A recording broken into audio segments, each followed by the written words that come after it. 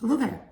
John, the Gospel, chapter 8, we see the woman caught in adultery, or the woman accused of being caught in adultery anyway. The Pharisees have lots of ways and lots of tricks of trying to trap Jesus. And of course, he turns he turns it all over back on themselves every time.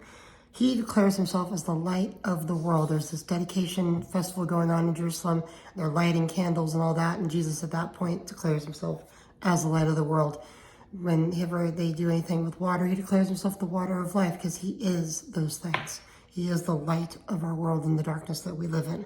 He declares himself as the Son of God. He declares himself as the one who was during the time of Abraham, Isaac, and Jacob.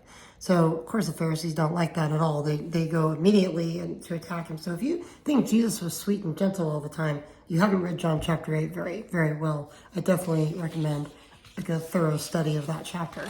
In chapter 9, he gives sight to a man that was born blind. This whole thing, of course, angers the religious leaders of the day. The religious leaders are also the religious politicians of the day. So don't ask, should Christians get into the way of politics? Of course we should. We're supposed to love our neighbor. And if we love our neighbor, we need to get into politics to make sure there are the right laws in this land to take care of them.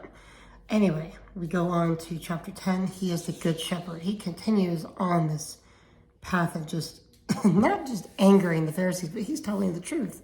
He is the one who came from God, sent not just to serve, but also to die for us as the good shepherd. He's at the Feast of Dedication. It says that it is winter time, so of course we know it is Hanukkah.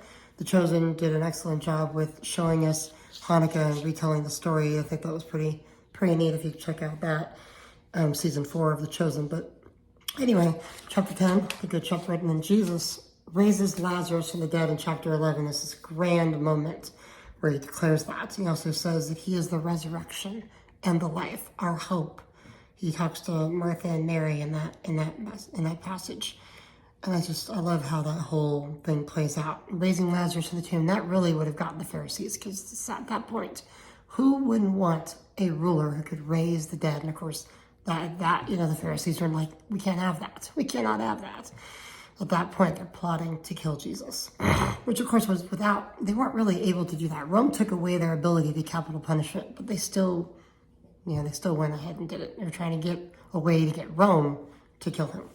Chapter 12, the hour has come. He has dinner in Bethany, defending Mary for for sitting at his feet and listening to his stories. Martha's busy working. There's this whole conversation there where it is important to serve Jesus, yes, but we also need to spend time with him, to spend time listening to his voice.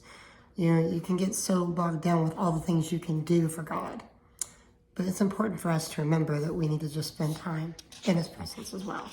That's chapter 12. Chapter 13, Jesus washes the feet of the disciples, even Judas, which I thought was interesting. And then Peter's like, if you're going to wash all of me. And Jesus says, that we're all clean because of what he did, except for the one of perdition, referring to Judas. And then he sends him out. So that's chapters 8 through 13. We'll do more later. Continue to pray, continue to seek the Spirit, but continue to ask Jesus to meet you when you read his word. Get a journal, write down questions. The Holy Spirit will meet you. God bless.